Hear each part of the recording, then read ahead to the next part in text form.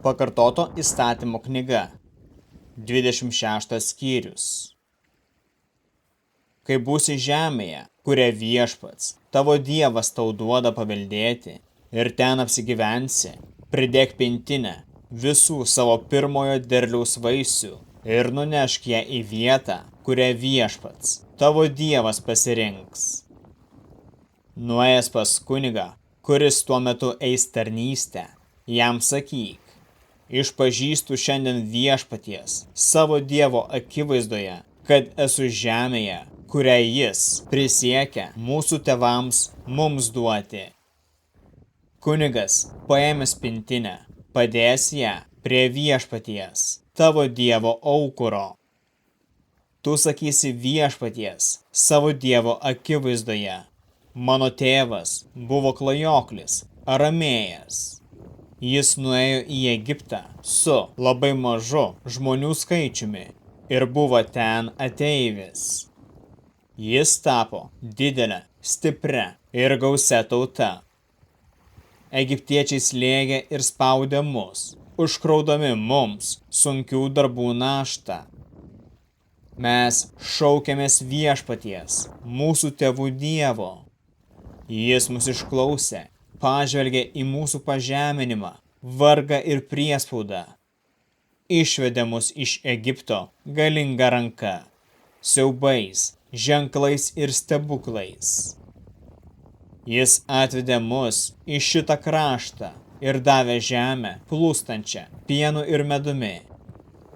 Štai dabar aukoju pirmuosius vaisius tos žemės, kurią tu, Viešpatie, man davei.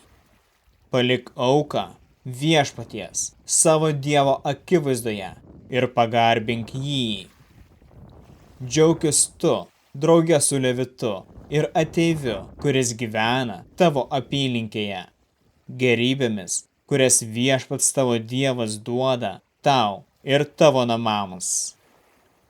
Kai atiduosi viso savo derliaus 10 trečiais metais Levitui, ateiviui, našlaičiui ir našliai, gyvenantiems su tavimi, kad jie valgytų ir pasisotintų, kalbėk Viešpaties akivaizdoje: aš ėmiau iš savo namų ir daviau Levitui, ateiviui, našlaičiui ir našliai, kaip man įsakei.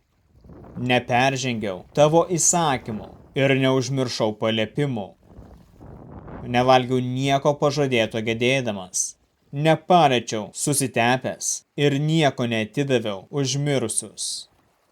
Klausiau Viešpatie tavęs ir visą dariau, kaip man įsakei. Pažvelk iš dangaus savo šventos buveinės ir laimink savo tautą Izraelį ir tą žemę, kurią mums davei, kaip prisiekiai mūsų tėvams, žemę plūstančią pienu ir medumi. Šiandien Viešpats, tavo Dievas, tau įsakė vykdyti šiuos įsakymus ir paliepimus, todėl laikykis jų ir vykdyk juos visa savo širdimi ir visa savo siela. Šiandien tu pareiškei, kad pasirinkai Viešpatį savo Dievu ir kad vaikščiosi jo keliais, laikysiesi jo įsakymų, paliepimų ir įstatymų ir būsi paklusnus jo balsui. Šiandien Viešpats pareiškė, kad pasirinko tave būti jo ypatinga tauta, kaip jis pažadėjo, kad tu įvykdytum visus jo įsakymus, kad jis išaukštintų tavo vardą virš visų tautų, kurias sutvėrė, ir suteiktų tau garbę ir šlovę, kad tu galėtum būti šventa tauta Viešpačiui, savo Dievui, kaip jis pasakė.